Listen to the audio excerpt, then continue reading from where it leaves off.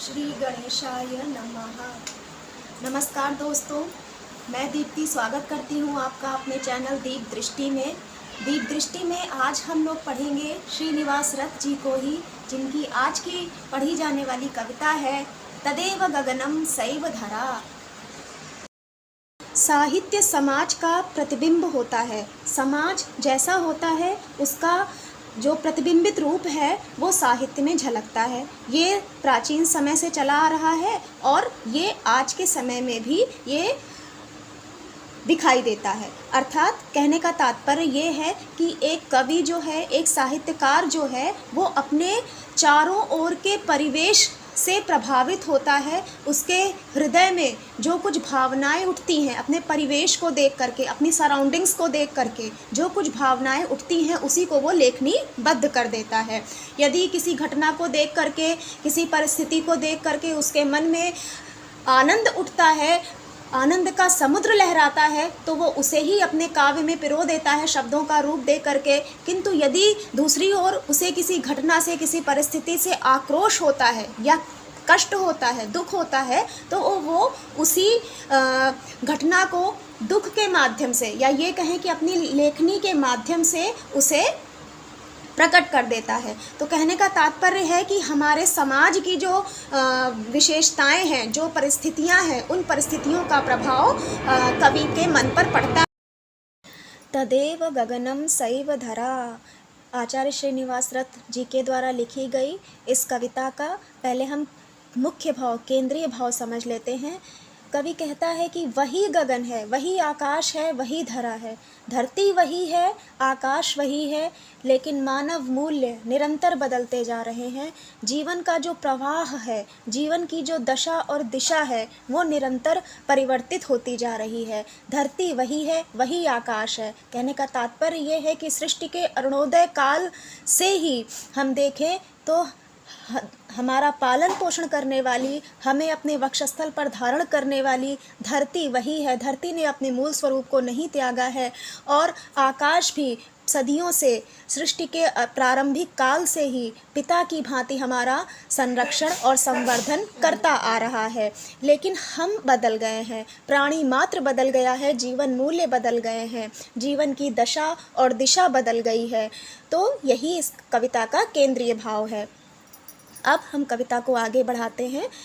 जीवन गतिरनुदिनमपरा तदेव गगनम सैव धरा, कि जीवन की गति निरंतर बदलती जा रही है, दूसरी होती जा रही है, परिवर्तित होती जा रही है, जबकि गगन वही है, वही धरती है। हम लोगों ने वेदों में भी पढ़ा है, वेद का वाक्य है कि माता भूमि पुत्रो अहम पृथिव्याः, अर्थात भूमि मेरी माता है और आकाश पिता है, मैं पृथ्वी का पुत्र हूँ। मतलब क्या है कहने का कि धरती और आकाश को वेदों के काल से ही माता पिता की भांति आदरणीय माना गया है। तो कह रहे हैं कि इन्होंने अपना स्वरूप नहीं छोड़ा है, प्रकृति ने अपना स्वरूप, मूल स्वरूप नहीं त्यागा है, लेकिन हमारे जीवन की गति, हमारी सोच, हमारे मूल्य, हमारा जीवन निरंतर बदलता जा रहा है। पाप पुण्य विधुराधरणीयम कर्म फलम भवतादरणीयम। श्रीनिवास रथ जी कहते हैं, पाप पुण्य विधुराधरणीयम कर्म फलम भवतादरणीयम नैतद्वचनोऽधुना रमणीयम तथापि सदसद विवेचनीयम। अर्थात ये धरती स्वयं में पाप की भावना से और पुण्य की भावना से रहित है। इस पर जन्म लेने वाले, अर्थात धरती पर जन्म लेने वाले जो प्राणी मात्र है, वो जैसा कर्म करता है तदनुसार फल को प्राप्त करता है। इस प्रकार भारतीय संस्कृति में जो कर्म और उसके फल के प्रति जो आदर की भावना रही है, अर्थात अच्छा कर्म करेंगे, शुभ कर्म करेंगे, पुण्य कर्म करेंगे तो अच्छा फल प्राप्त होगा, शुभ फल प्राप्त होगा। और यदि हमारे कर्मों में दोष होगा, हमारे कर्म पाप से प्रेरित होंगे, तो हमें तदनुसार फल भोग करना पड़ेगा। कहने का तात्पर्य यह है कि मनुष्य अपने जीवन में जिन सुख और दुखों का भोग करता है वो उसके ही बोए हुए कर्मों का फल है। अच्छे कर्म करता है तो सुख मिलता है और दोष युक्त दुष्ट कर्म करता है तो उसे फलस्वरूप दुख झेलने पड़ते हैं। तो इस प्रकार का कर्मों के प्रति जो आदर की भावना है कि हम फल हम जैसा चाहते हैं हमें कर्म भी वैसा ही करना होगा। तो इस प्रकार से कर्म फल के प्रति जो हमारे भारतीय संस्कृति में एक आदर की भावना दिखाई देती है, वो आज के समय में ऐसा लगता है कि लोग उसे भूल गए हैं, उसमें उन्हें सुंदरता की, उसमें उन्हें वास्तविकता की प्रतीति नहीं होती, अर्थात उस पर वो उपेक्षा कर देते हैं। उस कर्म सिद्धांत की आज का मनुष्य उपेक्षा कर देता है। तथापि सदसद विवेचनीयम, उसके बाद भी हम उसके बाद भी सत्य क्या है और असत्य क्या है, सद असत विवेचनीयम, सत्य क्या है और असत्य क्या है, या सत्य क्या है और असत्य क्या है, इसकी विवेचना करनी चाहिए। मतिरति विकला सीदति विफला सकला परंपरा।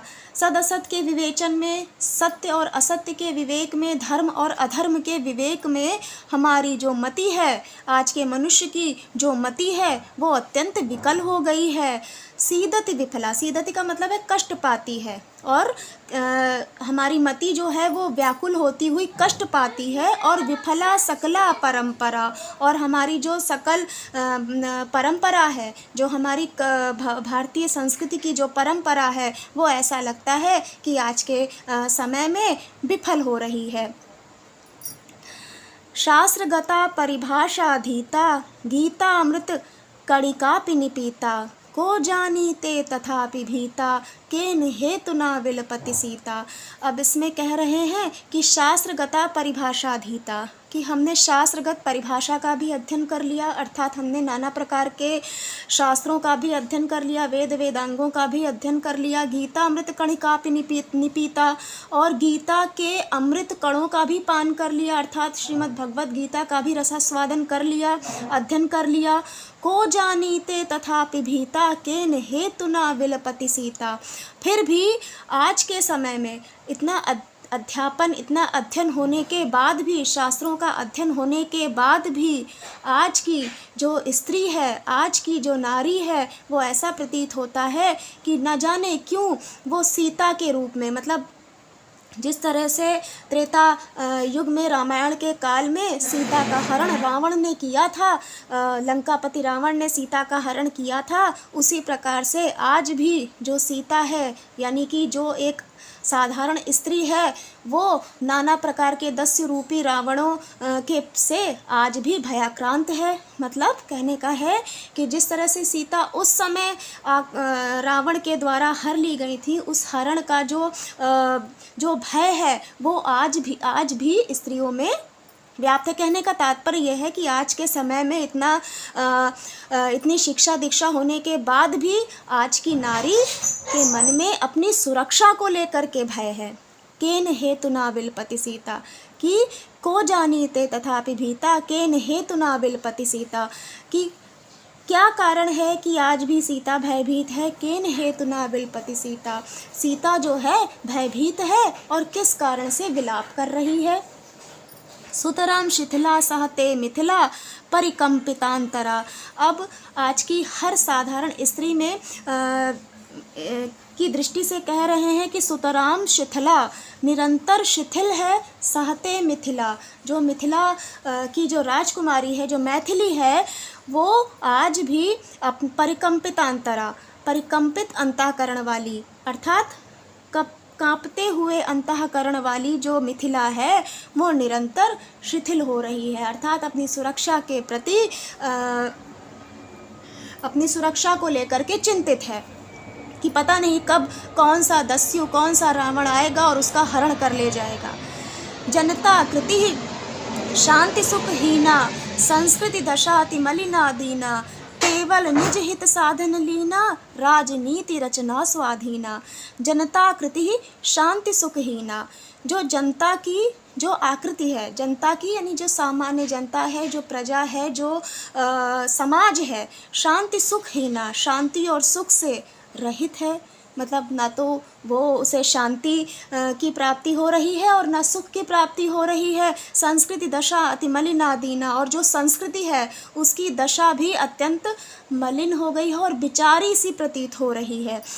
केवल निज हित साधन लीना, राजनीति रचना स्वाधीना। और ऐसे में जो सशक्त लोग हैं, जो समर्थ लोग हैं, जो कोई एक ठोस कदम उठा करके प्राणी मात्र की, समाज की रक्षा कर सकते हैं, समाज को सही दिशा दे सकते हैं, ऐसे राजनीति में परायण लोग, राजनीति के क्षेत्र में ऊंचे स्थान को पाने वाले लोग निज हित साधन लीला, केवल अपने ही हित को साधने में लगे हुए हैं, अपना ही स्वार्थ सिद्ध करने में, अपना ही स्वार्थ सिद्ध करने में लगे हुए हैं। राजनीति रचना स्वाधीना, और वैसी ही नीतियों का मतलब निर्माण भी करते हैं।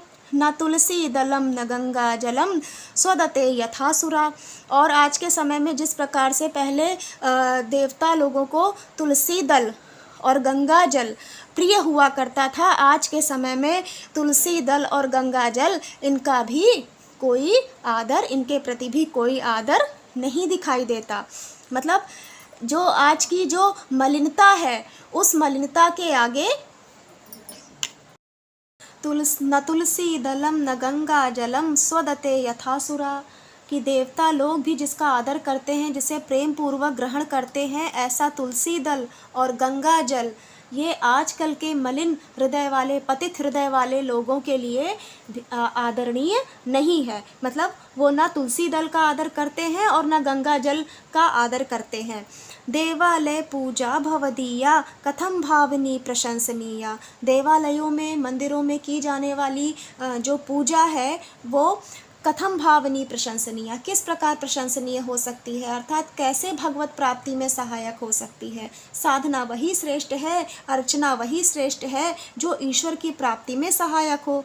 तो ऐसी साधना सफल होती है जो सच्चे मन से, जो प्रेम पूर्वक, श्रद्धा पूर्वक की जाती है। तो श्रद्धा पूर्वक की जाने वाली पूजा अर्चना साधना ईश्वर प्राप्ति में सहायक होती है, भगवत प्राप्ति कराने वाली होती है, इसलिए वही प्रशंसनीय है। तो आज के समय में जो पूजा अर्चना है वो कैसी है? वो दिखावे से पूर्ण है, वो आडंबर से भरी हुई है। तो ऐसे समय में ऐसी पूजा कैसे प्रशंसनीय अर्थात भगवत प्राप्ति में किस प्रकार सहायक हो सकती है? धर्म धारणा यदि परकीया, और धर्म में धारणा यदि परकीय होगी अर्थात किसी साधन पर आश्रित होगी, किसी आडंबर पर आश्रित होगी, तो वो किस प्रकार आदर पा सकती है, अर्थात किस प्रकार सफल हो सकती है? नैव रोचते यथा स्वकीया, जिस प्रकार से अपनी चीज़ हर किसी को, मतलब जो हमें मिला है, जो हमारे हिस्से का है वो नहीं अच्छा है, बाकी दूसरे के पास जो है वो अच्छा है। तो इस तरह से जो अपने पास उपलब्धता है उसको लोग जिस प्रकार से न्यून और दूसरे के पास उपस्थित सामग्री को जिस प्रकार से श्रेष्ठ समझते हैं और अपने का आदर नहीं करते, उसी प्रकार से जो पीछे कहा कि धर्म धारणा यदि परकीया, कि धर्म की जो धारणा जो परकीय है अर्थात आडंबर पर आश्रित है वो भी आदरणीय नहीं हो सकती। भक्ति साधनम न वृंदावनम काशी व मथुरा, कह रहे हैं कि भक्ति का साधन क्या है, अर्थात भक्ति की प्राप्ति कराने वाला क्या है, यानी भक्ति किससे प्राप्त होती है? क्या वृंदावन हम चले जाएंगे तो हमें ईश्वर मिल जाएगा, या काशी या मथुरा गमन से, इन तीर्थ स्थानों पर गमन मात्र से हमें ईश्वर की प्राप्ति हो जाएगी? ऐसा नहीं है। भक्ति का साधन क्या है? भक्ति का साधन एकमात्र हमारा निर्मल मन है, निर्मल हृदय है, जो धर्म से परिपूर्ण है, जो सत्य से परिपूर्ण है, जो निर्मल है, नितांत निर्मल है, जिसमें कालुष्य नहीं है। ऐसा निर्मल स्वच्छ मन ही, ऐसा स्वच्छ हृदय, निर्मल हृदय ही ईश्वर की प्राप्ति कराने वाला एकमात्र साधन है। स्पृहयति धनम स्वयं जामाता, स्पृहयति धनम स्वयं जामाता परिणय रीति रविला जाता। कह रहे हैं कि आज के समय में परिणय की जो रीति है, जो विवाह की जो परंपरा है वो अविला जाता, अविला हो गई है, यानी गंदी हो गई है, मलिन हो गई है। क्यों गंदी हो गई है, कैसे गंदी हो गई है? ऊपर कह रहे हैं स्पृहयति धनम स्वयं जामाता, क्योंकि आज के समय में तो वर पक्ष के लोग स्वयं धन की मांग करते हैं कि हाँ हमें इतना पैसा चाहिए। तो धन की, समृद्धि की, संपत्ति की, धन दौलत की स्वयं मांग करने करने वाला आज जो जामाता है, जो वर पक्ष है, वो हमें हर स्थल पर दिखाई दे जाता है। मतलब हर विवाह की परंपरा में हमें ये इस प्रकार की मलिनता प्रायः देखने को मिल जाती है। तो इस तरह से परिणय की जो रीति है वही गंदी हो गई है, मलिन हो गई है। सुता न परिणयतेति विधाता वृथा निंद्यते रोदिति माता। अब कह रहे हैं कि हे माँ, ऐसे समय में माता विधाता को याद करती हुई, मतलब जो निर्धन माता पिता हैं, जो निर्धन कन्या पक्ष के लोग हैं, वो कैसे दहेज की मांग को पूरा कर पाएंगे। ऐसे समय में जो कन्या पक्ष के लोग हैं उसमें उनके लिए ये बहुत चिंता का विषय हो जाता है। और माता जो है कन्या की, वो विधाता को, ईश्वर को याद करते हुए कहती है कि सुता न परिणयतेति, सुता न परिणेता, माने जो बेटी है वो कभी कभी ऐसा भी होता है, दुखद स्थिति हो जाती है कि वर पक्ष के लोग दहेज की मांग पूरी ना हो जाने पर विवाह ही नहीं संपन्न कराते, तो वो अत्यंत दुखद स्थिति है। तो ऐसे समय में कहते हैं कि माता जो है बेचारी रोती हुई रह जाती है कि सुता ना परिणीता, कि जो बेटी है वो ब्याही नहीं गई, बेटी की शादी नहीं हो पाई, पुत्री का विवाह नहीं हो पाया। वृथा निंद्यते रोदिति माता। और ऐसे समय में भी कुछ लोग क्या करते हैं, निंदा करते हैं, कन्या पक्ष के लोगों की निंदा करने लगते हैं। चरण वंदनम भीति बंधनम मोहमयी मदिरा, कि जो चरण वंदन है, मतलब कहने का तात्पर्य है कि कुछ बेचारे कन्या पक्ष के लोग कहीं से भी कैसे भी प्रबंध करके, व्यवस्था करके वर पक्ष की मांग को पूरा कर देते हैं, और कुछ बेचारे जो नहीं कर पाते उनके साथ इस तरह की दुखद घटना हो जाती है।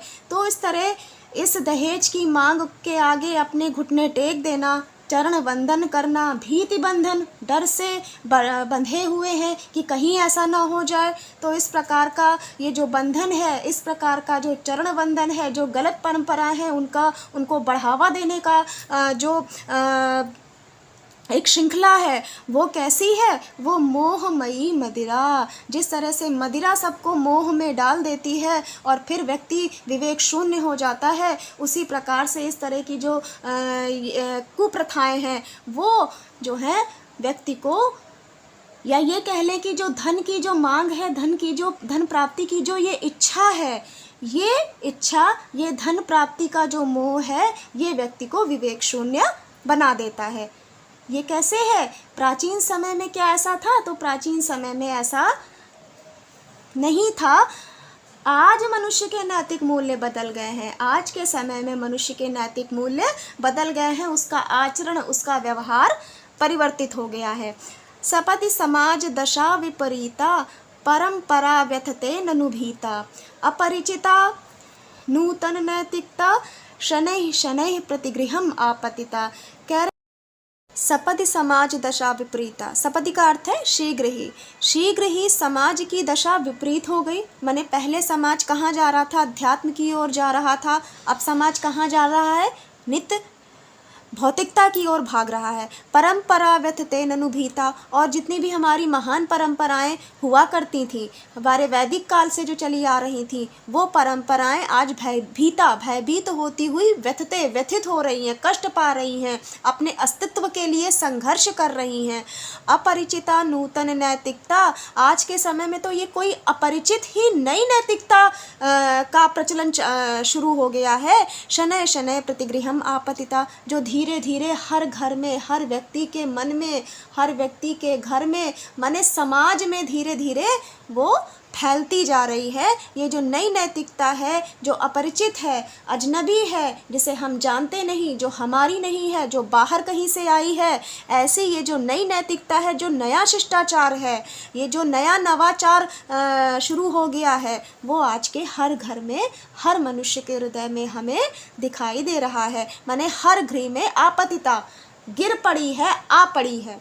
कहने का तात्पर्य ये है कि आज जो दिखावे की जो नीति चल पड़ी है, हम कितने धनी हैं, हम स्वयं को कितना धनी, कितना सोफिस्टिकेटेड प्रदर्शित कर सकते हैं, कितना अधिक शिष्टाचार, मतलब शिष्टाचार का मतलब यहाँ पे दिखावे से है, दिखावे से है कि हम कितना अपने आप को धनी प्रदर्शित कर सकते हैं, कितना अधिक हम अपने आप को मतलब शो ऑफ कितना ज़्यादा कर सकते हैं। ये जो नैतिकता है, ये जो बाहर से आया हुआ ये जो आयातित ये जो नैतिकता है, नई नैतिकता है, ये आज के हर व्यक्ति के मन में इसका वास हो चुका है। त्यज चिरंतनम हृदय मंथनम गतिरपि नास्ति अपरा। अब यहाँ पर ये क्या कह रहे हैं कि त्याग दो, चिरंतनम हृदय मंथनम, त्यज चिरंतनम हृदय मंथनम गतिरपि नास्ति अपरा। कह रहे हैं कि त्याग दो, माने इस तरह की जो दूषित भावनाएं हैं, दूषित नैतिकताएं हैं, इन नवीन शिष्टाचारों को, नवाचारों को हमें त्याग देना चाहिए और निरंतर चिरंतन हृदय का मंथन करना चाहिए, हृदय को आलोडित करना चाहिए कि हमसे कहाँ भूल हो रही है, हमारे आचरण में, हमारे व्यवहार में कहाँ कमी रह जा रही है। जो पहले हम जिस जीवन की जो रीति का पालन करते थे, जिन परंपराओं का हम पालन करते थे, आज हमने उन परंपराओं को छोड़ दिया है। तो हम उन परंपराओं को फिर से पकड़ें, उन परंपराओं का फिर से उनको अपनाना प्रारंभ करें। गतिरपि नास्ति अपरा, इसके अलावा हमारी और कोई गति नहीं है। माने अगर हम अपनी भारतीय संस्कृति की महान परंपराओं को छोड़ करके आगे चलेंगे तो हमारा अस्तित्व खतरे में पड़ जाएगा। गतिरपि नास्ति अपरा, इसके अलावा और कोई भी गति और कोई भी उपाय नहीं है।